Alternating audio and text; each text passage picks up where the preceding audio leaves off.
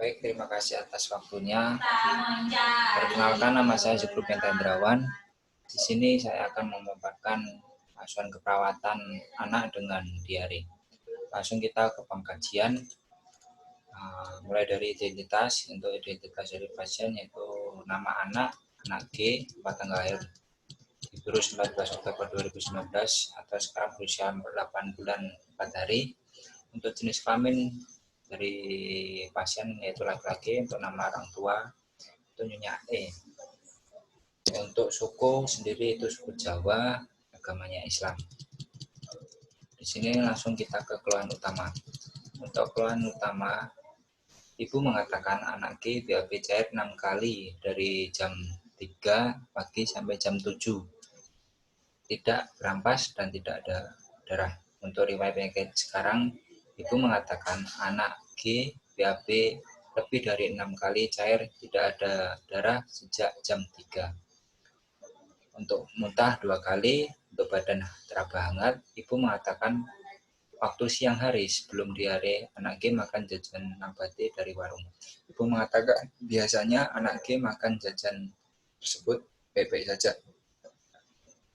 Serta ibu juga mengatakan tidak memperhatikan tanggal kadaluarsa dari jajan tersebut. Saat dikaji suhu tubuh dari anak G itu 37 derajat Celcius. Akral teraba hangat, BAB masih cair dan berwarna kuning, untuk mukosa bibir kering, serta keadaan umum lemah. Untuk riwayat masa lalu, pada saat kehamilan ibu untuk masa gestasi Athern, untuk usia ibu saat kehamilan itu 21 tahun. Untuk kesehatan ibu selama kehamilan tidak ada masalah. Untuk obat-obatan yang digunakan yaitu tablet untuk masa persalinan itu tipe persalinan parvagina. Untuk tempat melahirkan dari si ibu itu di puskesmas.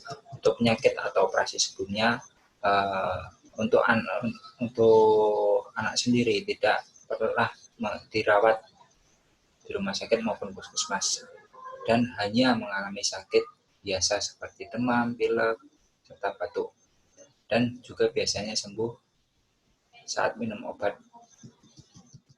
Untuk obat-obatan dan alergi tidak ada. Untuk imunisasi yang telah diberikan yaitu mulai dari BCG, DBT, hepatitis, polio sudah diberikan. Kemudian kita lanjut ke pengkajian fisik.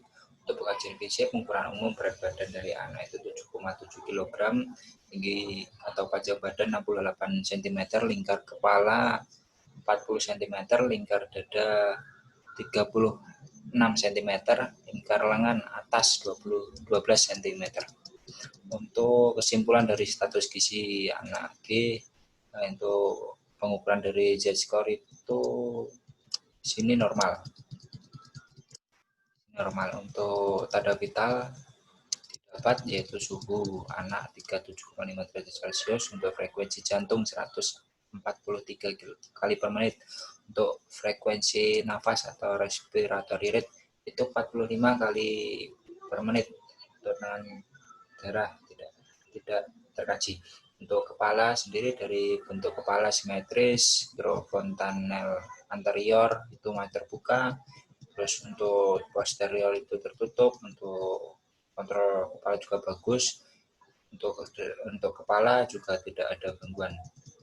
Untuk kita langsung ke kebutuhan oksigenasi untuk hidung sendiri tidak terdapat gangguan, tidak ada masalah. Untuk dada sendiri di sini untuk bentuk simetris, untuk tidak terdapat retraksi interkostal, suara berfungsi dinding dada terdengar sonor. Untuk vokal fremitus itu fribasi simetris. Untuk perkembangan payudara juga simetris.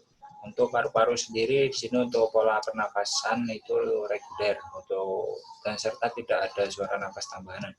Untuk kebutuhan nutrisi cairan dari mulut di sini untuk membran mukosa mulut itu tidak lembab, gusi pink, jumlah gigi 2, warna gigi putih, warna lidah pink, gerakan lidah terkontrol, serta tidak ada pembasaran tonsil. Kemudian kita lanjut ke abdomen. Untuk inspeksi perut terlihat cembung, tidak ada bekas luka. Auskultasi bising usus itu 40 kali per menit atau hiperaktif.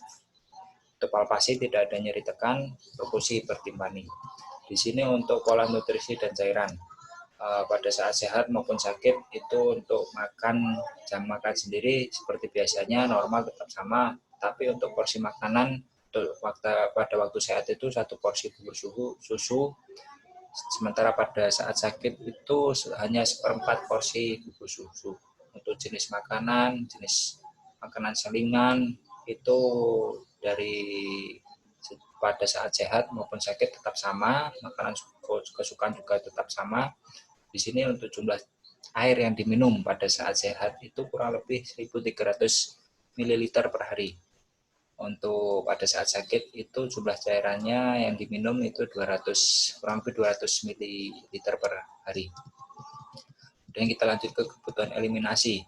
Untuk frekuensi BAB pada saat sehat itu 1 kali sehari, sementara pada saat sakit itu menjadi 6 kali sehari. Untuk konsistensi pada saat sehat lunak, pada saat sakit cair. Untuk warna juga pada saat sehat kuning, coklatan, pada saat sakit itu kuning. Untuk pola buang air kecil atau PAK itu pada saat sehat maupun sakit, untuk frekuensinya itu 5 kali sehari menjadi 4 kali sehari. Untuk warnanya tetap sama. Untuk volume pada saat sehat itu kurang lebih 300 ml, pada saat sakit jadi 160 ml. Untuk kebutuhan aktivitas dan istirahat. Untuk pola aktivitas mulai dari bermain itu pada saat sehat biasanya bermain di rumah dengan keluarga, pada saat sakit bermain dengan ibu hanya di tempat tidur. Untuk pola tidur itu mulai dari malam, pada saat sehat itu mulai dari jam 8 malam sampai jam 5, pada saat sakit menjadi jam 11 sampai jam 4. Pada saat siang itu pada saat sehat tidur itu kurang lebih 1 jam, pada saat sakit menjadi 20 menit. Untuk ritual sebelum tidur tetap sama, minum ASI. Kemudian kita lanjut ke kebutuhan interaksi sosial. Untuk komunikasi di sini tidak ada hambatan, kemudian untuk bicara juga di sini belum terkaji ya. Dan untuk bahasa belum terkaji juga sama. Untuk lanjut kita ke kebutuhan hygiene personal. Di sini tidak ada masalah. Untuk frekuensi mandi itu 2 kali sehari. Untuk kuku juga bersih, panjang, berwarna pink, genitalia juga bersih, dan organ sensoris seperti mata. Di sini untuk penempatan sejajaran simetris, warna sclera putih, warna iris coklat muda, konjungtiva pucat. Ukuran pupil simetris, pupil normal, reflektornya normal. Kemudian kita lanjut ke telinga. Telinga di sini tidak ada gangguan, bersih. Dan kita lanjut ke kulit. Kulit di sini warna kulit sawo matang, tekstur halus, kelembapan lembab, struktur baik, integritas kulit utuh, edema tidak ada, capillary refill kurang dari 3 detik. Untuk pemeriksaan diagnostik setelah terapi tidak terkaji. Kemudian di sini lanjut kita ke pengkajian risiko jatuh. Setelah kita kaji, didapatkan hasil yaitu skornya 14 atau lebih dari 12, berarti itu dikategorikan risiko tinggi. Kita lanjut ke analisa data. Untuk data subjektif dan objektif ditemukan ibu anak G mengatakan bahwa dari jam 3 sampai jam 7 sudah BAB 6 kali, BAB cair, tidak berampas dan tidak ada darah, muntah 2 kali dan badan hangat. Untuk data objektifnya pasien tampak tidur, badan umum lemas, suhu tubuh 37 derajat Celcius, hasil pemeriksaan fisik abdomen, inspeksi perut terlihat cembung, tidak ada bekas luka, auskultasi bising usus 40 kali per menit, hiperaktif. Ditemukan masalah yaitu diare. Untuk etiologinya sendiri infeksi bakteri. Dan kita lanjut ke data berikutnya. Untuk data subjektif di sini ibu anak R mengatakan BAB anak R masih cair. Untuk data objektif berkulit baik, mukosa bibir pucat, tidak ada edema, capillary refill time itu kurang dari 3 detik, konjungtivitis konjungtiva anamis, berat badan 8 kg, dan nadi 143 kali per menit, respiratory rate itu 45 kali per menit, suhu 37,5 derajat Celcius. Di sini dapat kita lihat ini untuk input serta outputnya itu total. Untuk inputnya itu 465,1 cc, untuk outputnya 1414 cc,6 cc, menjadi kurang dari berarti 949,5 cc. Di sini kekurangannya cairan. Berarti kita untuk masalahnya yaitu resiko tidak isiman cairan berhubungan dengan output yang berlebih. Langsung kita ke diagnosa perawatan. Berarti untuk diagnosa perawatan yang didapat yaitu diare berhubungan dengan infeksi bakteri. Itu yang pertama. Yang kedua, resiko ketidakseimbangan cairan dan elektrolit berhubungan dengan output yang berlebih. Untuk perencanaan di sini untuk diagnosa yang pertama, setelah dilakukan tindakan keperawatan selama 3 kali 7 jam, diharapkan tidak terjadi diare dengan kriteria hasil basis berbentuk BAB sehari 1 sampai dengan 3 kali sehari, tidak terdapat darah maupun lendir pada feses, perut tidak kembung, bisa usus dalam batas normal yaitu 5 sampai 35 kali per menit, status hidrasi baik. Untuk intervensinya sendiri atau NIC-nya itu yang pertama observasi turgor kulit, secara rutin monitor pengeluaran feses, monitor peristaltik atau bising usus, identifikasi faktor penyebab diare, ajarkan keluarga tentang penyebab diare, serta cara pengobatan diare. Dan untuk diagnosa kedua, setelah dilakukan tindakan selama perawatan selama 3 kali 7 jam, diharapkan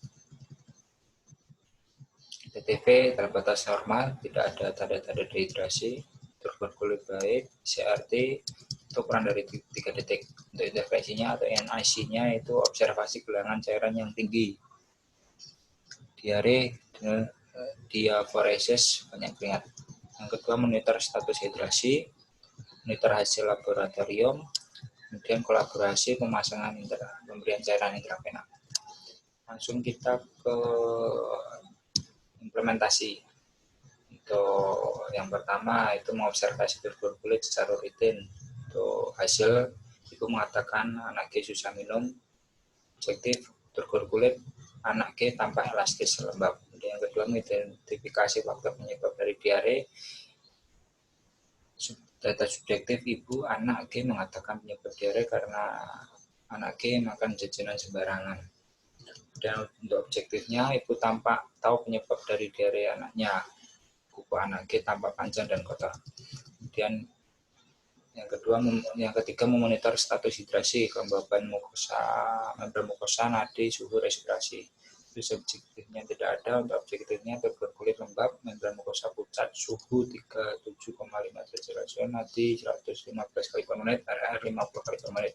Yang keempat, mengobservasi hilangan cairan yang tinggi, diare viris. Itu subjek untuk hasilnya itu ibu mengatakan banyak keluar keringat, sudah ganti popok 5 kali, lebih cair, tidak bernapas, anak G tambah keringat, keadaan umum lemah. Lanjut ke untuk diagnosa yaitu memonitor pengeluaran feses, frekuensi, konsistensi, bentuk, warna. Ibu mengatakan pagi ini sudah ganti popok 5 kali, BAB cair tidak ada ampas warna kuning. BAB cair berwarna kuning, keluarga anak kooperatif. Dan kita implementasi berikutnya itu memonitor pengeluaran feses. Hasil ibu mengatakan siang ini sudah ganti popok 3 kali, BAB sudah ada ampas warna kuning. Data objektifnya itu BAB warna kuning, keluarga kooperatif. Dan untuk implementasi selanjutnya monitor bising usus. Data subjektif ibu anak G bersedia jika anaknya akan dimonitor bising ususnya. Data objektifnya bising usus 39 kali per menit. Ibu anak G nampak kooperatif. Kita lanjut ke yaitu implementasi berikutnya memonitor status hidrasi. Data objektif tidak ada, objektifnya turgor kulit lembab, membran mukosa lembab, suhu 36,4 derajat Celcius, nanti 120 kali per menit. Dan memonitoring bising usus, data subjektif ibu anak G bersedia jika anaknya akan dimonitoring bising ususnya, data objektifnya bising usus 20 kali per menit, ibu anak G tampak kooperatif. Lanjut, itu mengobservasi gelangan cairan yang tinggi, itu dia dapatkan hasil data subjektif. Ibu anak G mengatakan keringat yang keluar tidak sebanyak kemarin, siang baru ganti popok 1 kali, tapi sudah lembek. Tidak terjadi tanda-tanda kehilangan cairan yang tinggi, keadaan umum baik. Kemudian monitor bising usus, hasilnya bising usus menjadi 22 kali per menit. Setelah dilakukan implementasi, dapatkan hasil yang pertama, diagnosa pertama itu untuk data subjektifnya, Ibu P mengatakan anak G BAB cair sudah ganti popok siang ini 6 kali dan perut terasa kembung. Anak G menangis, BAB cair berwarna kuning, tidak terdapat darah lendir, bising usus 40 kali per menit, mengusap bibir pucat, terjadi peningkatan suhu 37,9 derajat Celcius, turgor kulit baik. Dan masalah belum teratasi, kita lanjutkan intervensi seperti observasi turgor kulit, monitor keluaran feses, monitor peristaltik bising usus, identifikasi faktor penyebab diare. Lanjut ke diagnosa yang kedua, itu hasilnya data subjektif ibu anak G mengatakan BAB anak G cair sudah ganti popok siang ini 6 kali. Turgor kulit baik, mukosa bibir pucat, tidak ada edema, suhu 37,9, RR 40, nadi 125, CRT kurang dari 3 detik. Masalah belum teratasi, lanjutkan intervensi.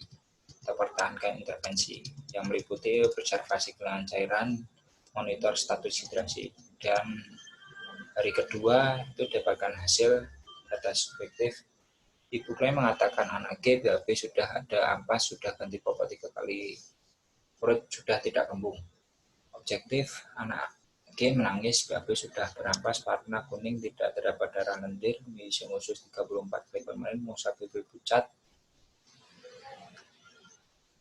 bising usus 34 kali per menit, mukosa bibir pucat, tidak terjadi peningkatan suhu tubuh. Masalah terasa sebagian, lanjutkan intervensi observasi meliputi observasi turgor kulit, monitor pengeluaran feses, monitor peristaltik, dan juga hasil faktor penyebab diare, ajarkan keluarga tentang penyebab diare. Untuk diagnosa yang kedua yaitu data subjektifnya ibu anak G mengatakan BAB anak G sudah berampas, sudah ganti popok siang ini 3 kali, turgor kulit baik, mukosa bibir pucat, tidak ada edema, suhu 36,8 derajat Celcius, respirasi 43 kali per menit, nadi 120, CRT kurang dari 3 detik. Masalah teratasi sebagian, lanjut intervensi. Dan hari berikutnya kita evaluasi, ibu mengatakan anak G BAB sudah lembek, baru ganti popok 2 kali, perut sudah tidak kembung. Data objektif tampak tertidur pulas, BAB sudah lembek dan berwarna kuning, tidak terdapat darah lendir, bising usus 25 kali per menit, mukosa bibir lembab, tidak terjadi peningkatan suhu tubuh, turgor kulit baik, elastis, perut tidak kembung. Masalah sudah teratasi, pertahankan intervensi.